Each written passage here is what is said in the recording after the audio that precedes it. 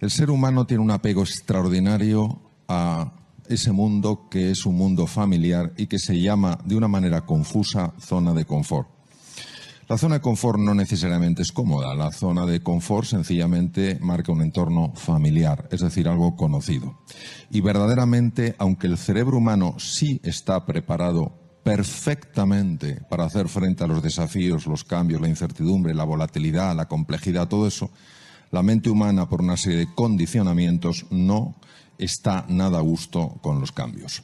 Entonces, nosotros lo que necesitamos es descubrir qué podemos hacer para navegar por esta tormenta con serenidad, con entusiasmo y con confianza. El ser humano ha de entender varias cosas. Primero, que cuando pasa por un momento de incertidumbre, un momento complejo que no puede controlar, eso se experimenta como sufrimiento. No es agradable y tenemos que ser capaces de trascender ese dolor, tenemos que ser capaces de trascender esa dificultad para crecer.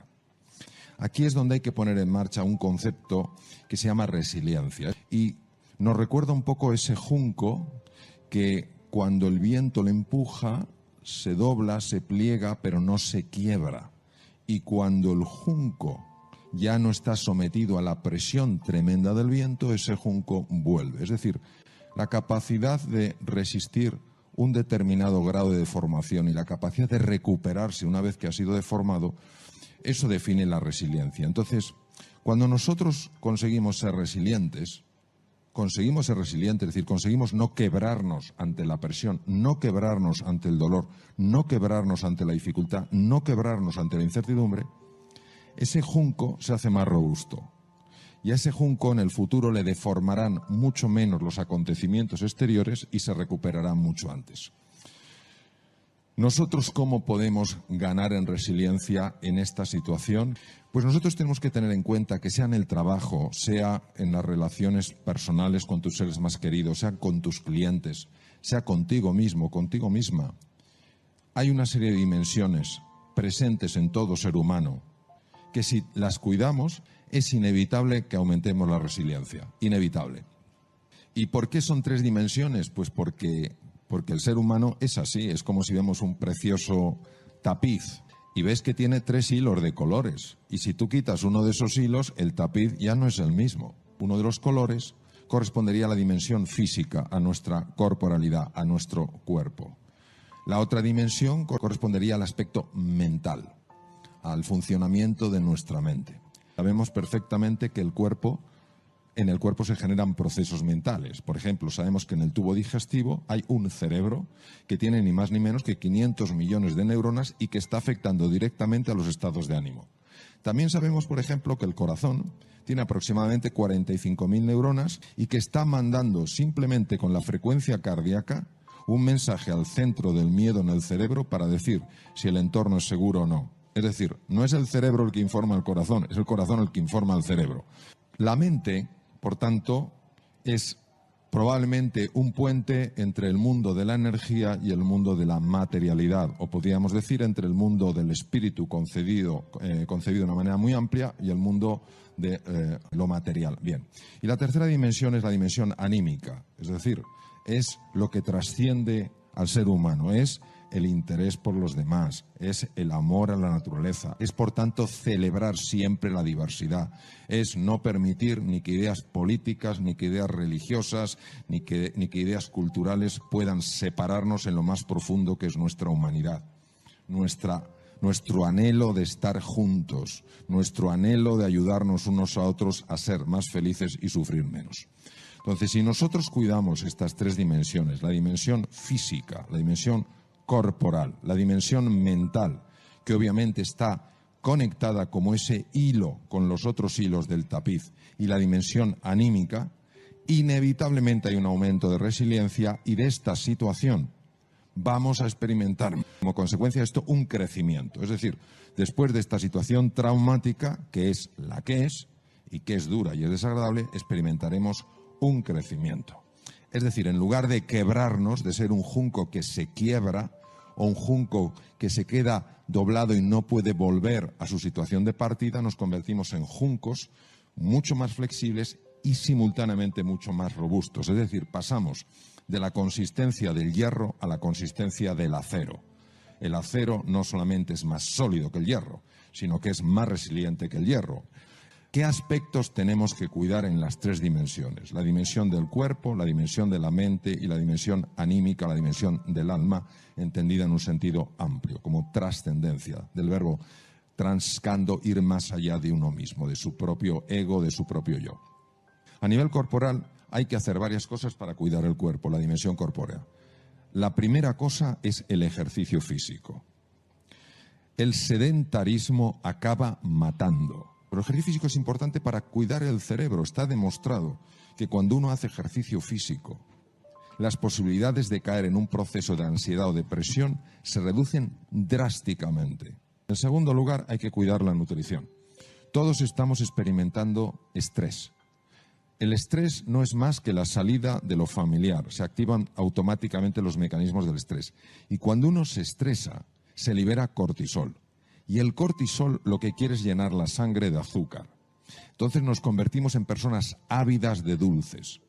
Esos dulces que se ingieren en exceso, se sabe que producen inflamación cerebral, que favorece la aparición de ansiedad y depresión. No la queremos, ni la ansiedad ni la depresión, en ningún momento de la vida, y menos en una situación donde tenemos que estar especialmente entusiastas y con un ánimo más elevado. En tercer lugar, el tema del dormir. Vamos a ver.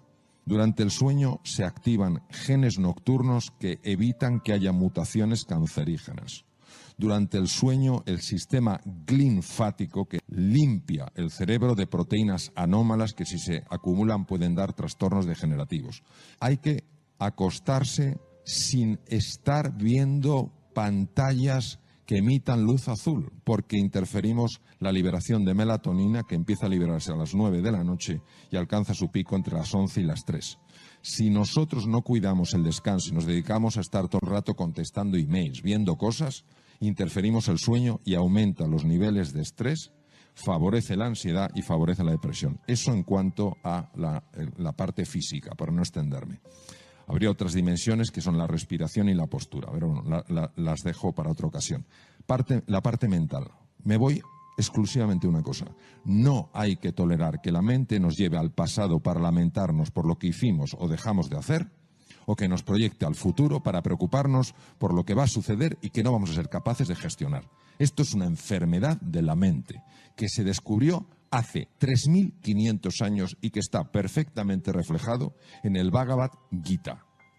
¿Cómo lo hacemos? Entrenando el músculo de la atención. Las prácticas de la meditación, las prácticas del mindfulness nos ayudan a centrar la atención y a saltar de lo que se llama la red neuronal por defecto a la red ejecutiva central. La red neuronal por defecto es la base de la infelicidad del ser humano y influye directamente en la enfermedad. La red ejecutiva central se activa cuando nos enfocamos en la tarea. Mejora el funcionamiento del sistema inmune, que es precisamente el que nos tiene que defender de los virus. Además, nos hace sentirnos más tranquilos, más confiados, y nuestro rendimiento aumenta. Luego, a nivel mental también hay que hacerlo. Y termino con la parte anímica.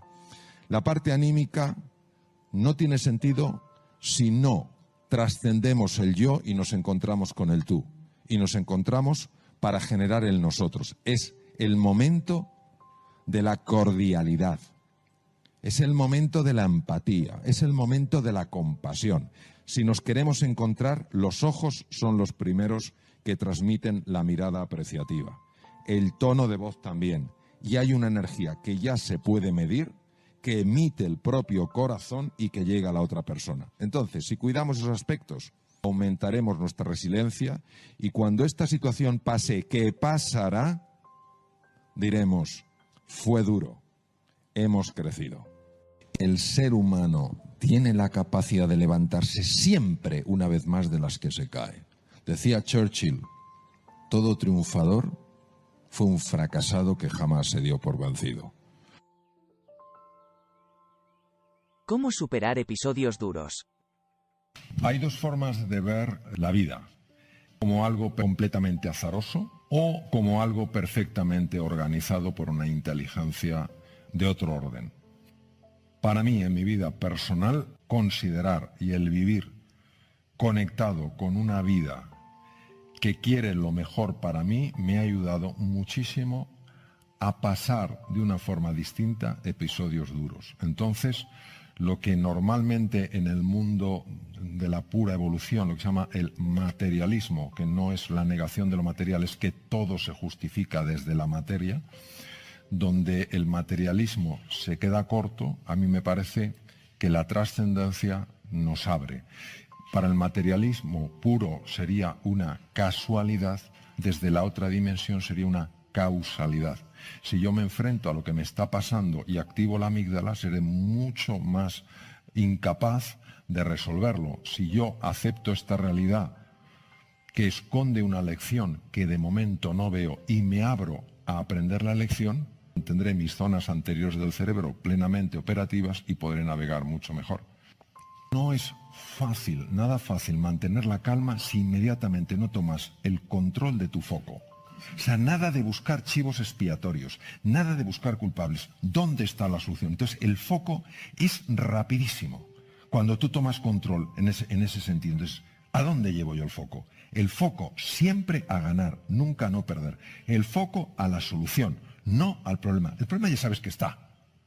Cuando nosotros en la incertidumbre solo vemos lo desconocido, lo que no controlamos, lo que no gobernamos, ¿por qué es tan importante establecer una relación radicalmente distinta con la incertidumbre?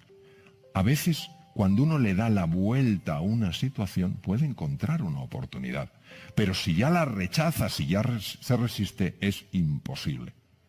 Entonces, claro que va a haber complejidad, claro, la hay, claro que hay peligros, por supuesto, pero no es lo único que hay. También hay oportunidades, también hay posibilidades, también hay caminos. ¿Y por qué es tan importante que asociéis a incertidumbre la palabra oportunidad? Porque quiero que abráis otros cajones en el inconsciente. Cajones de ilusión, cajones de posibilidad, cajones de crecimiento, de evolución. Y cuando tú vas entrenando este lenguaje transformacional, dices, de acuerdo, incertidumbre, es verdad que noto estas sensaciones de incomodidad, pero me voy a posicionar que también hay oportunidad y sabemos que es así. Tú vas trayendo ese registro que va de alguna manera compensando esa sensación de sentirte perdido, de sentirte perdida, y que te ayuda a adaptarte. Biológicamente, esto, ¿cómo sucede? Pues sucede de la siguiente manera, fijaros. En un entorno nuevo, en la nueva realidad, todos vamos a tener que estar muy atentos a lo esencial, descubrir los patrones que funcionan. Tengo que ser muy rápido aprendiendo. Tengo que ser creativo a la hora de encontrar nuevas soluciones a situaciones en las que no me he visto antes. Todo eso depende de la parte anterior del cerebro, de lo que se llama el cerebro ejecutivo. Pues cuando nuestro detector de miedo, nuestro detector de peligro se activa, todas esas capacidades las pierdo.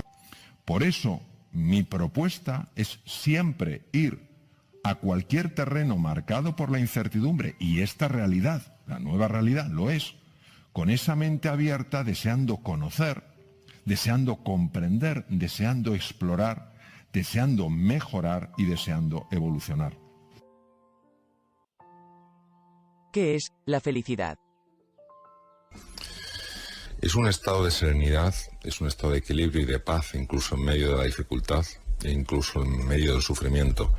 Por eso yo diría que la felicidad no es necesariamente un estado emocional, sino un estado de conciencia, una perspectiva sobre las cosas. Precisamente lo único que no nos podrá nadie quitar. Cómo decidimos, cómo elegimos relacionarnos con las cosas que nos pasan en la vida. Y es muy importante que sepamos que eso existe, que necesitamos utilizar eso y que ese espacio de libertad es un espacio que se conquista día a día.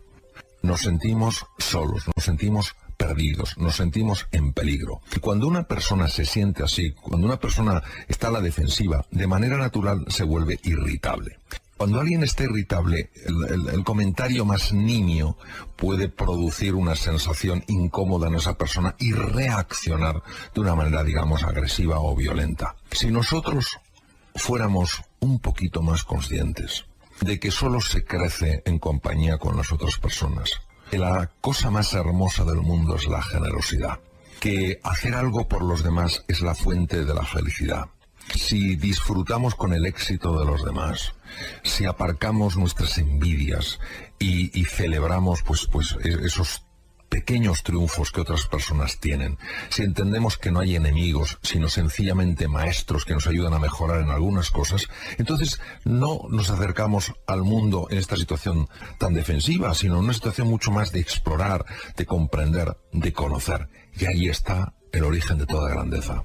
Desde mi punto de vista, todos los procesos que lesionan al ser humano empiezan en el egoísmo. El egoísmo no quiere decir que no me pueda cuidar a mí mismo. Es fundamental que me cuide a mí mismo para poder cuidar a los demás. El egoísmo es cuando yo me convierto en el único centro de todo. A las demás personas las convierto en objetos que solo sirven para conseguir mis fines. El origen de toda grandeza es la generosidad. Lo que pasa es que desde el punto de vista del ego, cuando el ego es muy estanco, la generosidad se vive como una pérdida. ¿Cómo calmar la mente? La mente se parece mucho a el agua. Cuando está agitada no se puede ver el fondo, no se puede ver lo que tienes en realidad, ni tus talentos, ni tus capacidades, ni tus energías dormidas. Es la única manera que yo he visto en la que realmente se puede calmar esa mente, es cuando nos observamos en lugar de juzgarnos. Cuando observamos nuestras emociones, cuando observamos nuestros pensamientos, es decir, cuando en lugar de ser los protagonistas de la película, nos convertimos en espectadores de esa película. Solo cuando uno tiene una distancia de perspectiva, puede conseguirse que esa mente se calme. La mente tiene dos formas, la forma agitada y la forma calmada. A la forma calmada a mí me gusta llamarla consciencia, que es el darse cuenta.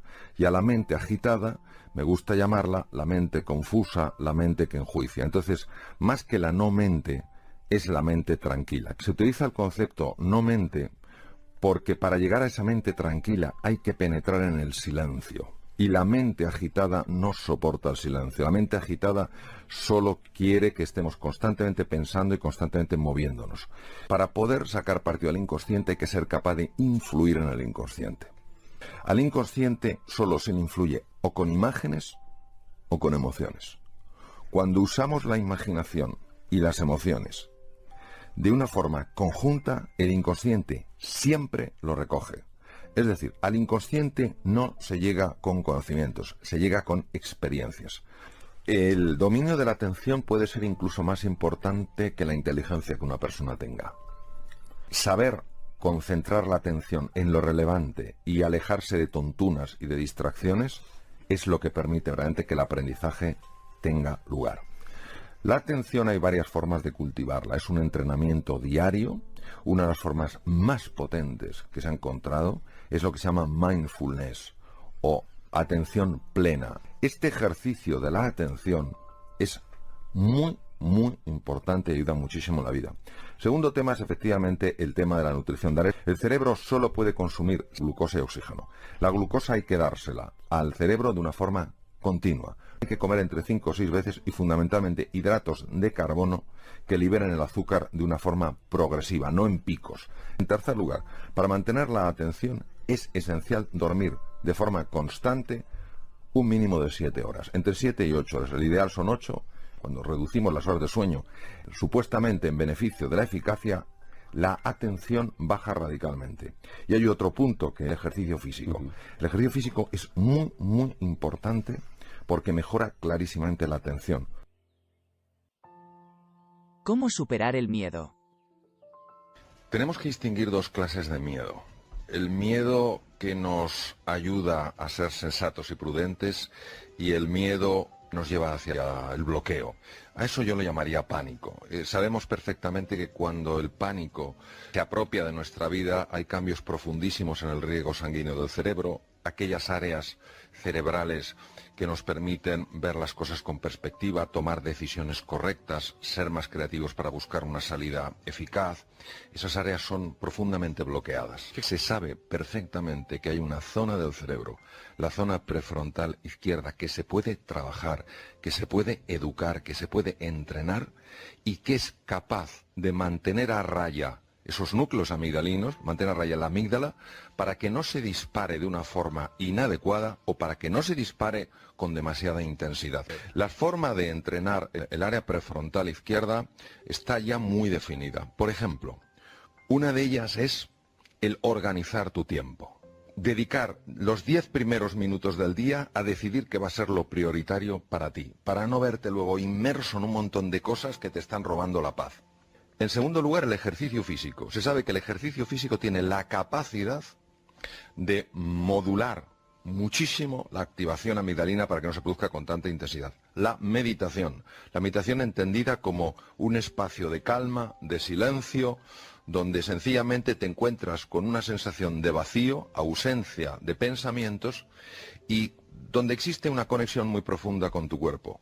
Todo lo que sea la comunicación con los demás, cuando verdaderamente tienes confianza con otra persona, cuando verdaderamente puedes abrirte a otra persona, no desde la queja, no desde la protesta, sino desde la petición honesta de ayuda, porque todos necesitamos ayuda. Se sabe que el área prefrontal izquierda también se activa. También se activa cuando usas muchas más palabras positivas. Es decir, cuando cambias palabras que de entrada nos sumergen en la preocupación, en la angustia, en la desesperanza, utilizas más palabras positivas. Y también se entrena el área prefrontal izquierda cuando te acostumbras a llevar tu atención a lo que hay de bello en la vida, a lo que hay de valioso en la vida, a lo que hay de inspirador en la vida. Claro, esto pide un entrenamiento, una voluntad, un compromiso, pero hay tanto para ganar.